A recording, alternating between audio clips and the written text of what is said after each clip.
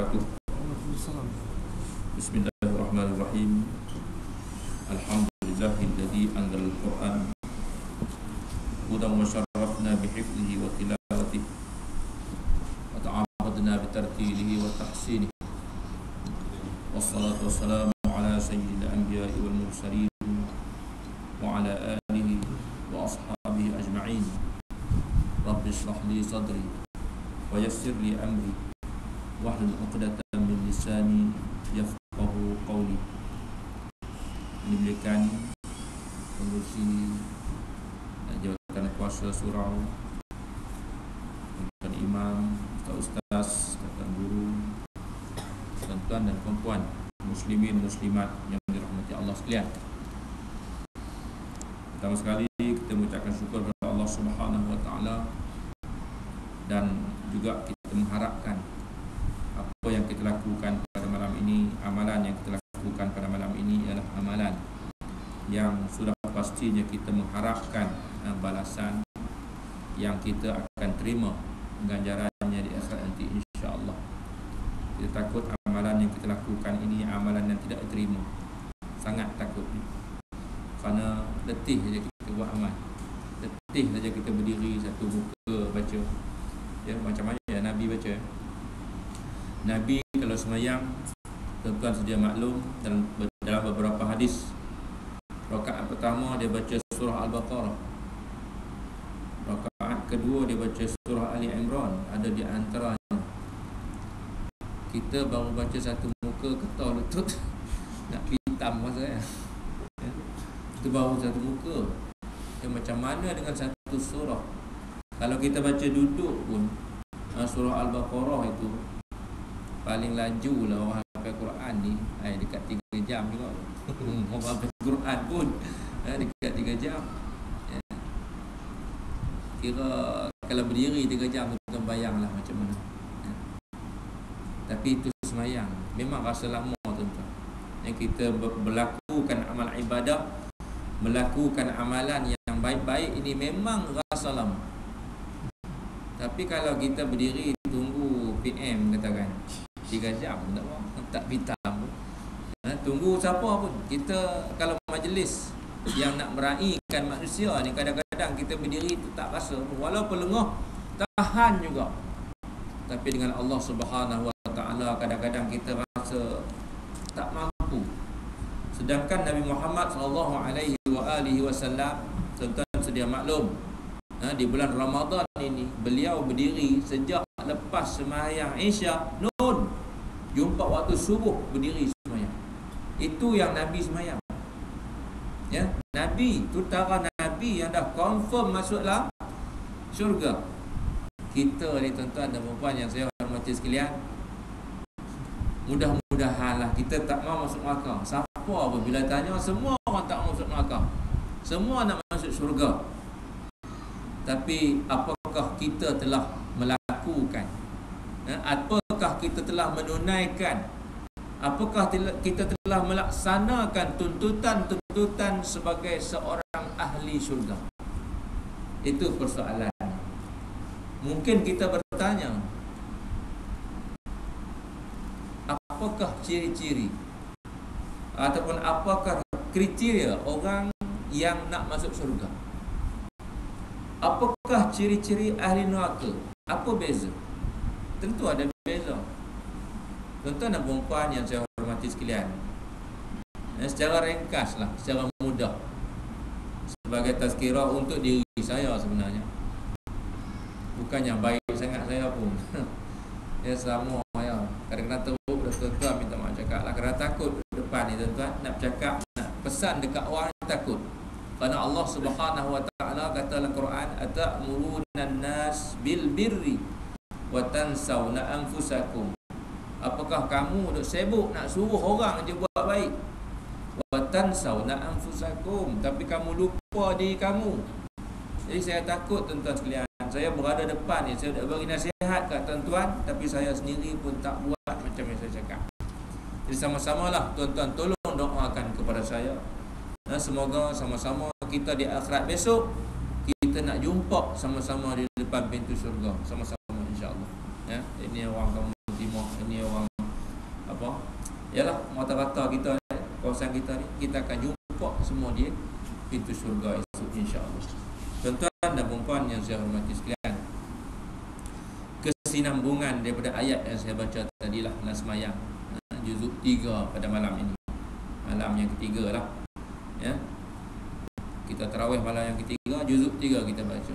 Jadi sedikit di antara intipati yang dapat kita ambil daripada ayat tadi. Tak semua, kalau semua tak balik kita orang ni. Memang sekadar kemampuan sahaja. Allah Subhanahu wa taala berfirman dalam surah Al-Baqarah ayat 260 yang kita sama-sama dah dengar baca tadi. Wa il qala Ibrahim rabbi arini kaifa tuhyil mauta qala awalam tu'min. Suatu hari Nabi Ibrahim ni tuan-tuan sedia maklum, dia ni seorang Nabi yang sentiasa memikir.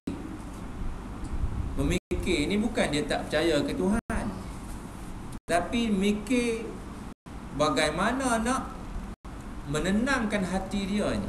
Allah Subhanahu wa taala berfirman dalam surah Al-Baqarah, wa idz qala, ketika mana telah berkatalah Ibrahim, Rabbi arini, wahai Tuhanku, arini, kau tunjukkan kepada aku ya, kaifa tuhyil mauta, bagaimana kau boleh hidupkan balik benda mati ni ya. Sekali fikir, kan benda mati dah hancur lebur, tulang dah reput, dah tak nampak rupa, macam mana boleh hidup balik? Sebenarnya tuan-tuan sekalian, kita ni daripada tak ada. Kita ni pun daripada tak ada, tapi hari ni ada. Tuhan boleh buat. Ini benda yang pernah ada. Allah, kacang goreng lah maksudnya. Kacang je lah.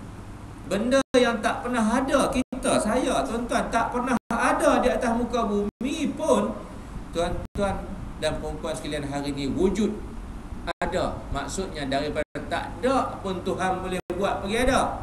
Ini kan benda yang dah pernah ada, mesti dia boleh buat.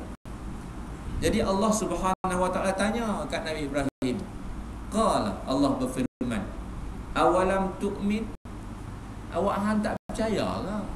Dia buanglah cakap terjemah kampung lah senang, bukan terjemah bahasa buku. Awak hang tak percaya ke? Nabi Ibrahim kata, dia kata qala, Nabi Ibrahim kata tak, dia kata bala, dia kata aku percaya, dia kata aku percaya. Walakin liyatma'inna qalbi, dia kata, tapi aku nak bagi hati aku ni rasa tenang. Bila aku dapat jawapan dari Engkau ya Allah, aku rasa lebih tenang. Ya. Dan Tuhan pun kata apa?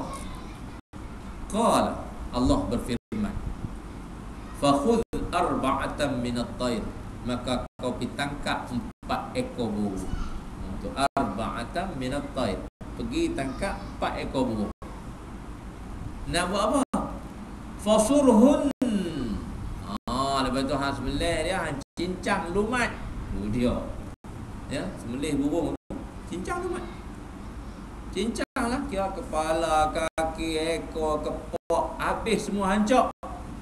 Lepas tu thumma ja'al ala kulli jabalin minhunna juz'a, kemudian hang ambil burung-burung yang hang dah cincang tadi ni, hang pergi letak di atas gunung ganang, letak atas bukit bukau merata-rata ceruk, sikit sini, sikit sini, sikit ni, hang letak merata-rata. Bagi dia tu duduk berpisah-pisah antara satu sama lain. Lepas tu Allah firman, dia kata apa? Summa da'uhun, kemudian bila dah selesai buat kerja tu, hang pun seru burung, wahai burung, kau hidup semula. Maka apa akan berlaku pada burung itu? Allah Subhanahu wa taala kata, thumma ya'tinaka sa'a, thumma da'uhunna ya'tinaka sa'ya, burung tu akan datang dengan lengkap, sambung balik tubuh dia apa semua. Itu dia tuan-tuan dan puan yang saya hormati sekalian, Allah Subhanahu wa taala tunjuk kepada Nabi Ibrahim ya. Jadi dengan kisah ini tuan-tuan dan puan yang saya hormati sekalian, dengan kita ni mungkinlah Tuan-tuan tak boleh nak buat lagu tu kot. Sebab saya Tuhan tak mahu cakap kita kot. Ya, ni dengan Nabi. Jadi bukti yang telah diwahyukan oleh Allah Subhanahu Wa Taala kepada Nabi Ibrahim ini, kita kena yakin sepenuhnya. Kita tak boleh sedikit pun nafi, dan kita tak boleh sedikit pun letak suatu prasangka yang kita tidak mahu beriman dengan perkara ini. Ini perkara mukjizat yang Allah Subhanahu Wa Taala bagi kepada Nabi Ibrahim, yang kita orang beriman mesti percaya 100%. Kalau tak percaya dengan cerita ini, tuan-tuan sekalian, termasuk di kalangan orang-orang yang murtad lah. Murtad lah kalau tak percaya. Quran dah bagi tahu. Jadi nak tak nak, tuan-tuan kena percaya. Ini cerita yang Allah Subhanahu Wa Taala nakalkan dalam Al-Quran, tuan-tuan yang saya hormati sekalian. Sambung ayat dia. Ya, sambung sikit. Tak habis malam ni, sambung sikit je. Allah Subhanahu Wa Taala berfirman lagi ayat seterusnya. Masalul ladzina yunfiquna amwalahum fi sabilillahi kamathali habbatin anbatat sab'a sanabila fi kulli sumbulatin mi'atu habbah wallahu yudha'ifu liman yasha' wallahu wasi'un 'alim. Dia kata, ya, Allah umpamakan alladzina yunfiquna amwalahum, Allah umpamakan orang-orang yang sedekah, yang nafkahkan harta mereka itu fi sabilillah, pada jalan Allah. Ya, bagi sedekahkan harta yang Allah beri kepada kita ni untuk agama Allah Subhanahu Wa Taala, untuk mengembangkan agama Allah Subhanahu Wa Taala. Tuan-tuan sekalian, Allah Subhanahu Wa Taala kata apa? Kamathali habbah, sama macam satu biji benih. Yang mana satu biji benih ini ambatat sab'a sanabil, yang menumbuhkan daripada satu ni 7 sanabil tangkai. Tuan-tuan tanam padi, satu padi, tumbuh pokok padi yang mengeluarkan 7 tangkai. Allahu Akbar. Lepas tu Allah kata apa lagi? Fi kulli sumbulatin mi'atu habbah. Tiap-tiap tangkai tu pula keluar daripadanya berapa? 100 biji. Allahu Akbar. Bermakna, tuan-tuan dan puan yang saya hormati sekalian, RM1 yang anda belanjakan untuk surau ini 700 dapat. Allahu Akbar. 700 RM1, tapi ketak nak keluar. Dia kata kalau kita rasa RM50 tuan-tuan, RM50 nak sedekah kat surau masjid ni, ya Allah punya rasa besar. Betul tak? Tapi pergi dekat pasar Ramadan 50 sat. Betul tak? Wah, sekali lalu. Ya, tuan-tuan sekalian. Jadi Husni ada hantar nasi, alhamdulillah, terima kasih, sedap. Ya. Banyak dia hantar tadi, tak habis. Mula-mula masa sampai tadi, boy, ni memang boleh habis ni. Tak cukup. Bila dah makan, tuan-tuan, hak tu sikit, hak dia sikit, banyak lagi lebih, tuan-tuan. Inilah perangai kita bila pergi ke bazar Ramadan, dia rasa nak cangkuk semua. Ya.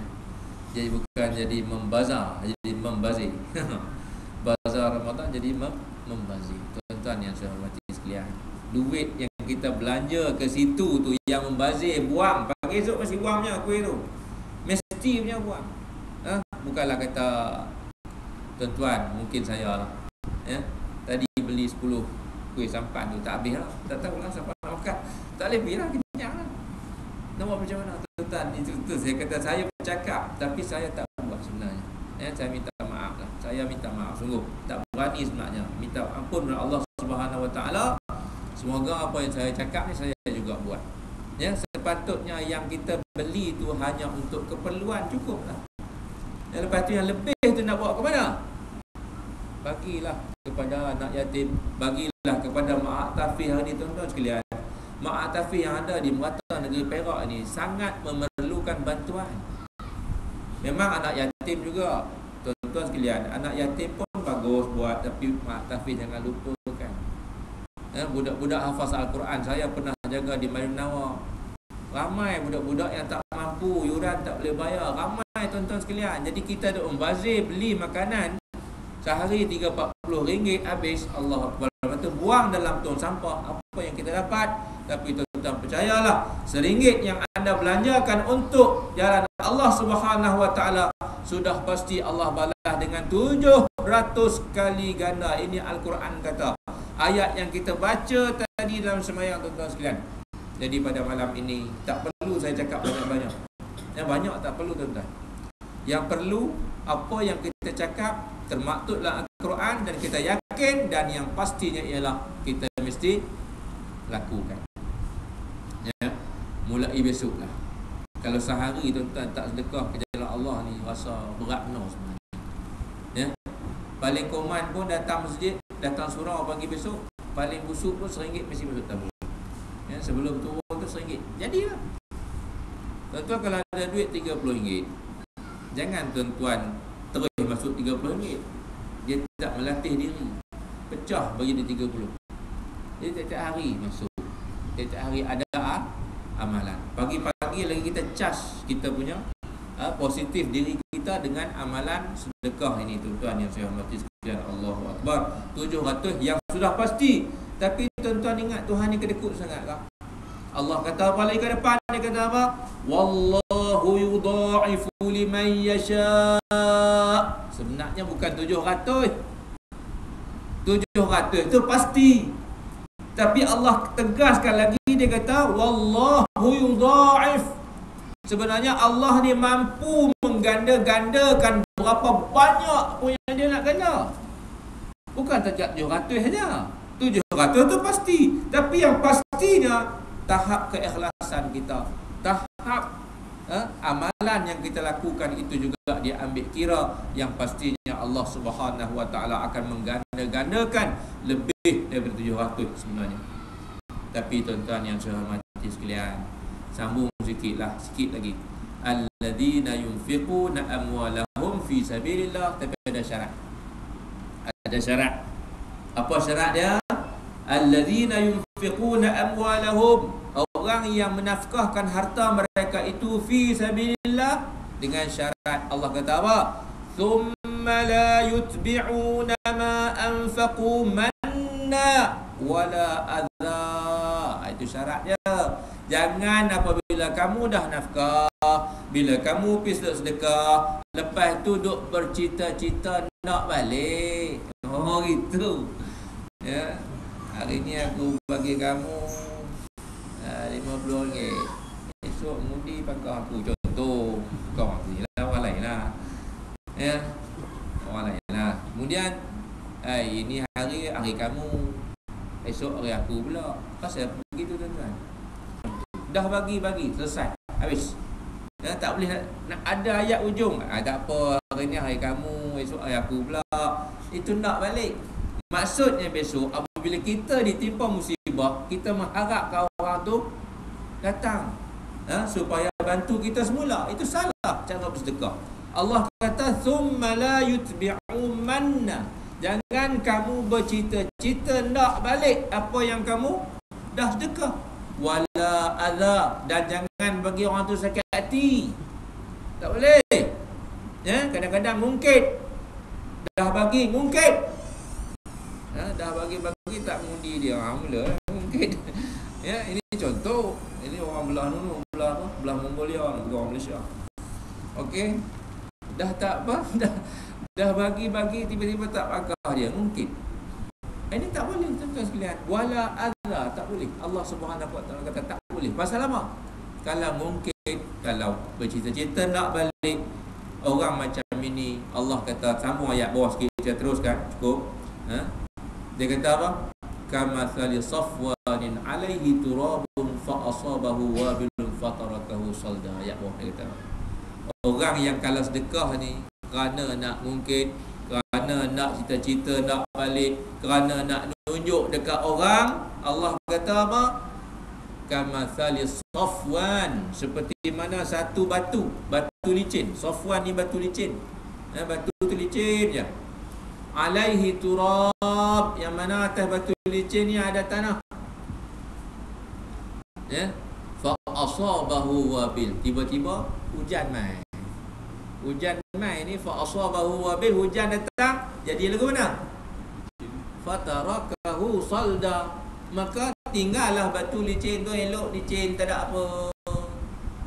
Jadi tuan-tuan yang saya hormati sekalian, sedekah yang kita bagi, apa sahaja yang kita bagi, niatlah kerana Allah Subhanahu wa ta'ala. Jangan tuan-tuan bercita-cita nak balik, jangan tuan-tuan bercita ataupun mengungkit-ungkit dengan apa yang telah kita beri kepada orang yang kita bantu, terutamanya di jalan Allah Subhanahu wa ta'ala. Itu sedikitlah daripada satu muka tu, satu muka aja. Rakaat berapa saya baca tadi? Rakaat yang ketiga. Kalau tuan-tuan perasan, rakaat sembahyang rakaat keempat, rakaat yang keempat ni itulah ayat yang saya baca. Jadi tuan-tuan sekalian, cukuplah setakat itu. Kita buat sedikit kesimpulan, ialah Allah Subhanahu wa ta'ala mampu menghidupkan kita semula, tuan-tuan. Yang kedua, bersedekahlah banyak untuk kita dapat peluang di akhirat besok. Yang tuan-tuan sedia maklum, sahabat Nabi Sayyidina Abu Bakar, apabila ditimbang pahala dia, pahala Sayyidina Abu Bakar ni lebih berat daripada gunung Uhud. Dahsyat tu. Banyak pahala dia. Kalau nak dikirakan pahala, tak boleh nak lawan kita. Pasal apa tuan-tuan? Agak pasal. Pasalnya kita buat kerja malam ini pun dia masih dapat lagi pahala sampai sekarang. Pahala dia tu, kita semayang malam dia, kita baca Quran malam dia, dok nerima lagi pahala. Atau bila nak lawan dia? Tak boleh lawan dia. Sebab itulah tuan-tuan, buatlah satu benda yang benda tu berkekalan, pahala tu berterusan. Buat satu benda tu berterusan sampai kita mati besok pun, pahala tu tetap masih kita dapat menerimanya. Terutamanya benda-benda wakaf. Wakaflah walaupun sebatang tiang untuk surau. Wakaflah walaupun apa sahaja di surau-surau di masjid, tuan-tuan sekalian, untuk mati kita, untuk apa yang kita lakukan di atas muka bumi ini, untuk akhirat kita nanti, insya-Allah. Baiklah tuan-tuan yang saya hormati sekalian, cukuplah sekadar itu tazkirah pada malam ini. Yang baik itu daripada Allah Subhanahu wa ta'ala, yang buruk itu daripada kelemahan diri saya sendiri. Dengan itu wabillahi taufiq hidayah. Assalamualaikum warahmatullahi